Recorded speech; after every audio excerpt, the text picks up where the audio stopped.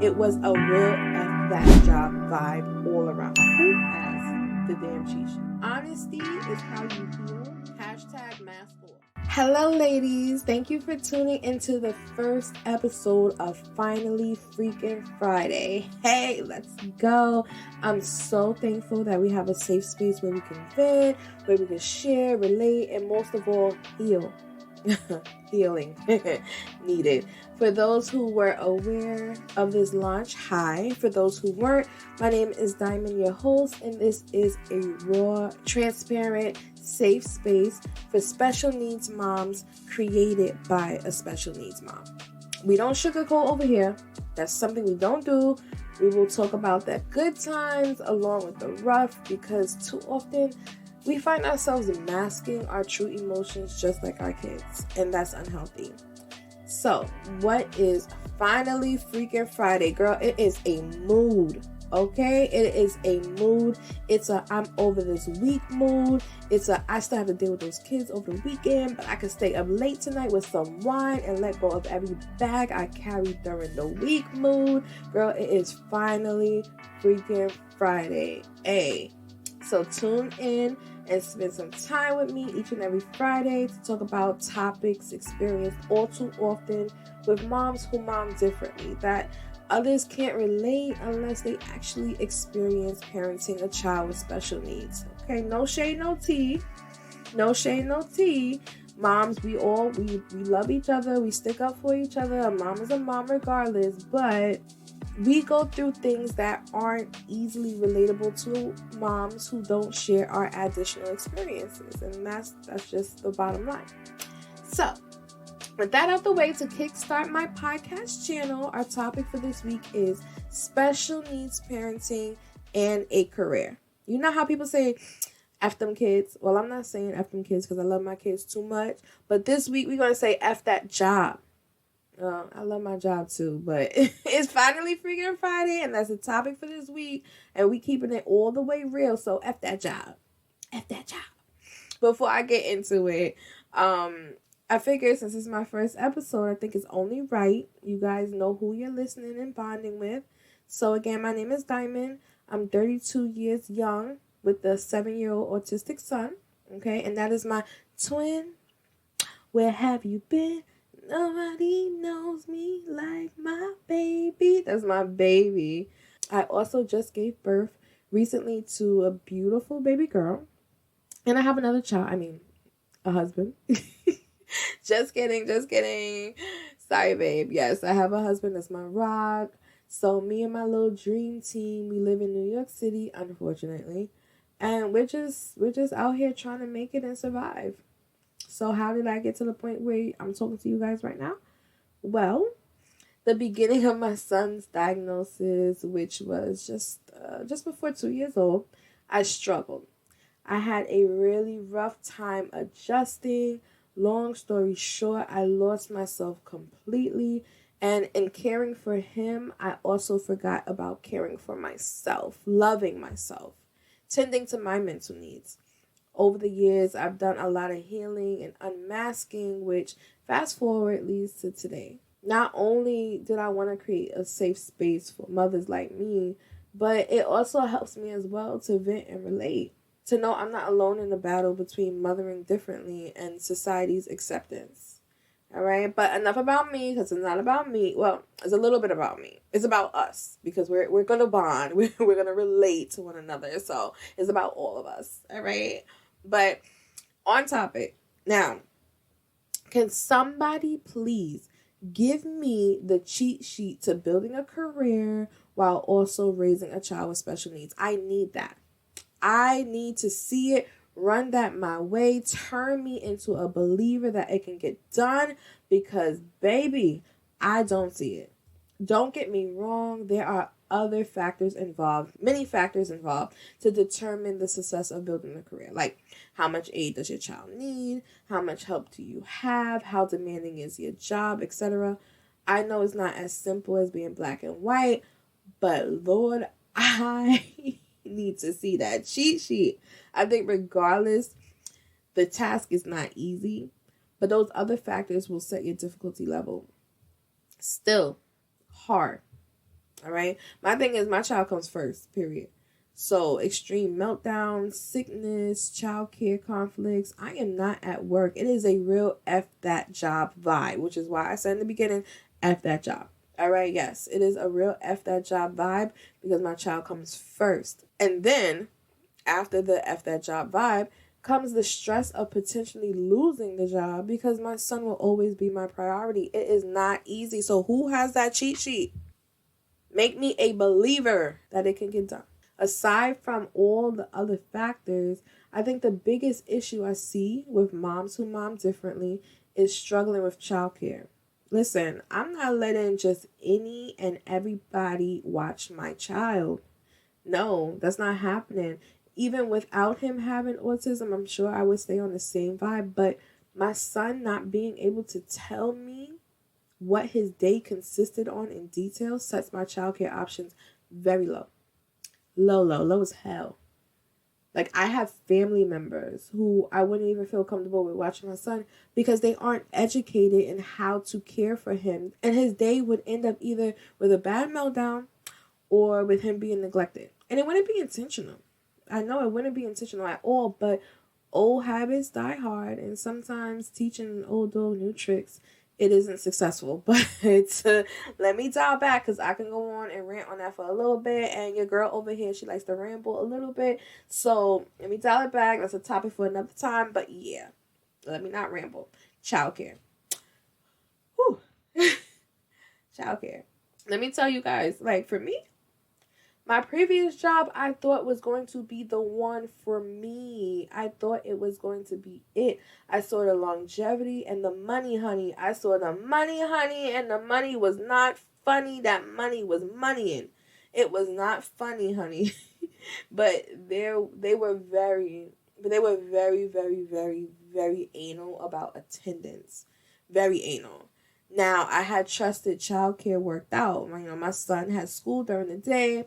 He stayed with my mom at night. I worked overnight. So the only times I would have to call out was when there was an issue during the night. It's like insomnia, him having a bad meltdown that my mom couldn't calm him from, or him being sick. And side note, just rewind a little bit. Can we address that meltdowns and tantrums are not the same thing? And people from the outside world that aren't aware of the difference may try to belittle your child's meltdown, thinking it's just them wanting to get their way like a tantrum. Honey, that triggered me. That just triggered me. Oh my God, that just triggered me. See, I give people grace because you don't know something until you know something. We all been there.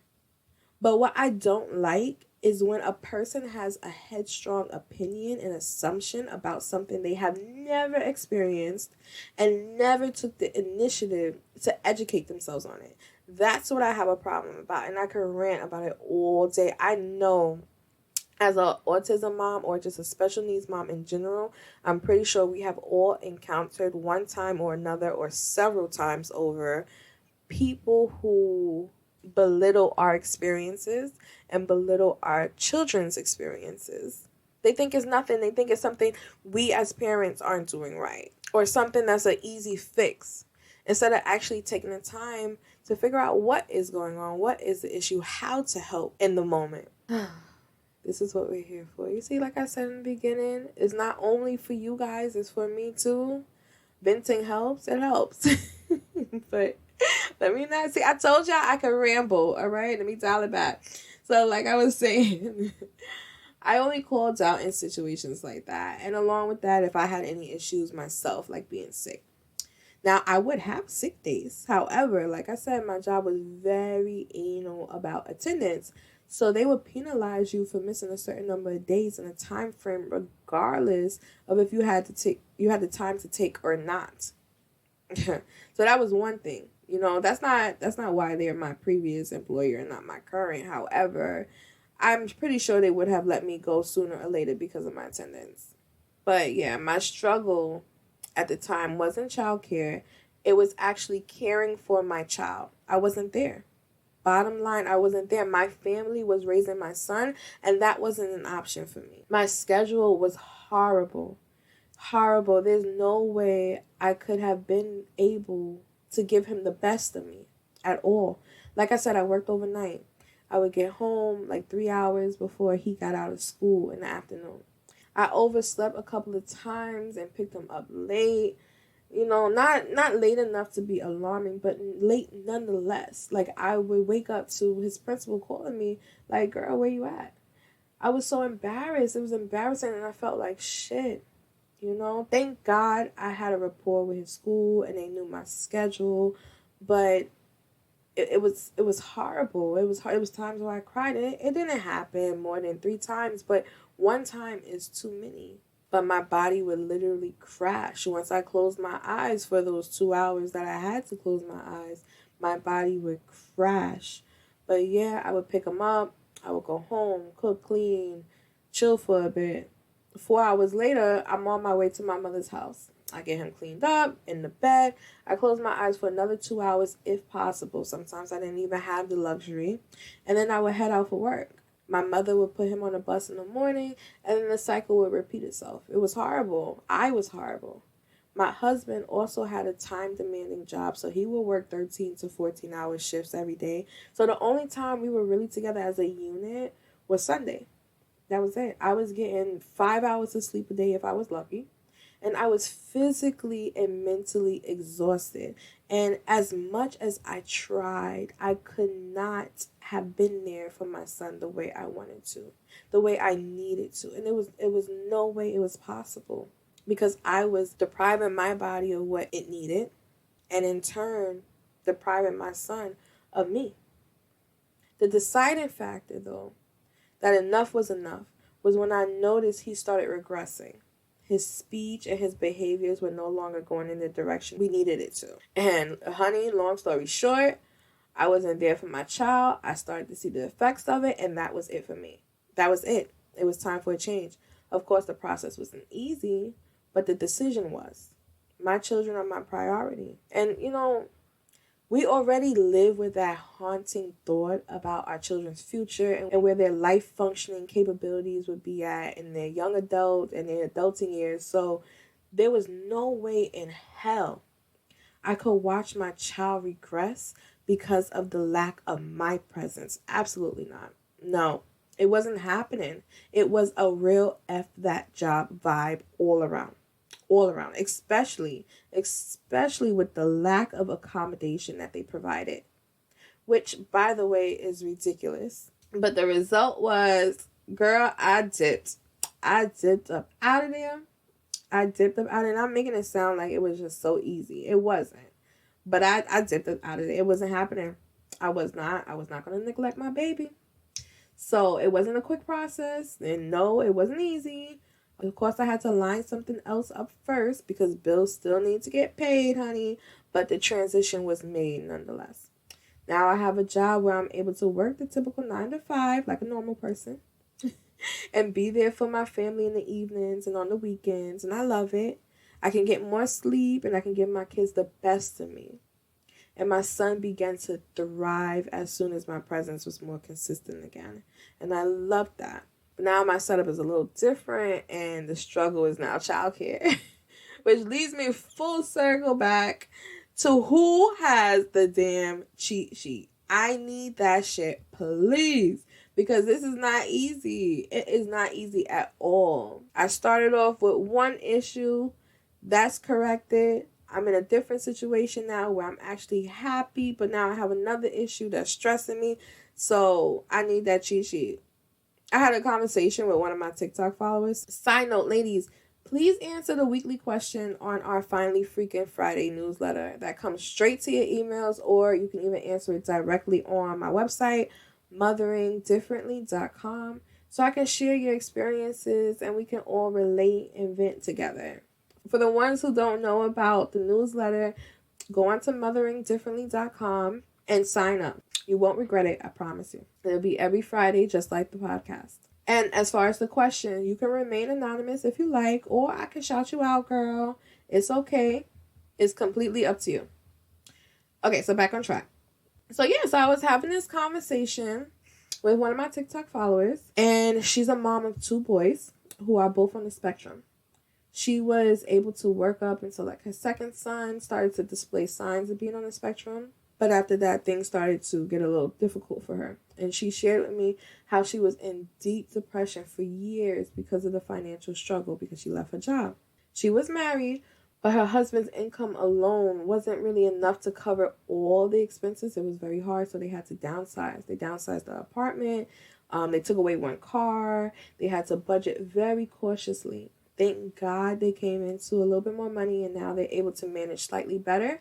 But we were talking about the depression aspect and how she held a lot of resentment towards society as a whole because she felt like the world turned its back on not only her kids, but on her as well. And as women, we already have a disadvantage where one would say, oh, you decided to work, you decided to have a family, now you have to decide which you desire more because you can't be successful in both, which is a lie. A bold-faced lie. But with the feminists, don't come for me. It's a lie. We can be successful in both. Is it very difficult? Yes. Are sacrifices being made? Yes. But it can be done. Listen, it's hard. So again, who has the damn cheat sheet? Because it is still a F that job Bible, man. I'm still saying it. I think in a situation where you are working for yourself, or maybe even a work from home job now, that we have those that is not as demanding, it'd be much easier in that aspect maybe. But for the rest of us mommies who go to work physically, or have demanding jobs. But girls, yeah, thank God she wasn't alone financially. And I say the same thing about my situation because if I didn't have the help of my husband, I don't know how I would have been able to manage. Yes, I found another job that's more suitable for my lifestyle, but I took a significant pay decrease. Like stab to the heart, girl. Oh, stab to the heart. Someone please call 911. Gosh, but God is good nonetheless because we're managing. But I told you that money was not funny and I walked away from it. So it hurt. It was hard. But we got through it. We're managing in these New York streets right alongside with our rats and our mice. Yeah. Speaking of this concrete jungle, as people call it, I would love if you guys can share with me some cities outside of my state that have pretty good programs and schooling for ASD. Of course, I'm looking to leave this concrete jungle. New York is a scam. All right, New York is a scam. So yes, please, DM me on any of the social media, or you can just contact me straight from my website. Send me an email. I just want to know, what is it like outside of the state? Because again, we don't know until we know. So help me out, ladies, please. I saw a reel yesterday from a woman who had two babies that seemed maybe a year or two apart from one another. I'm not sure, but they were both very young and they were both on the spectrum. Anyway, she and her husband ended up moving out of the state, away from their family and their friends, because their hometown at the time, didn't provide adequate services and therapy for the kids. So she dipped, just like I did from my job. They dipped up out of there. They ended up finding the city more suitable for their kids, and now the daughter, who was nonverbal, can say her numbers, and she took a strong liking to learning. It's a beautiful story. But it's unfortunate that, we have to take some drastic measures just to get our babies the help that they need. Yeah, but we gotta do what we gotta do. We have to do what we have to do. And it's better for them to get the help that they need younger, opposed to older. But yeah. Now, guys, before I wrap this up, okay, because us moms who mom differently, we hardly have enough time alone in the bathroom, let alone to listen to some long-ass podcasts. That is at the bottom of our list, all right?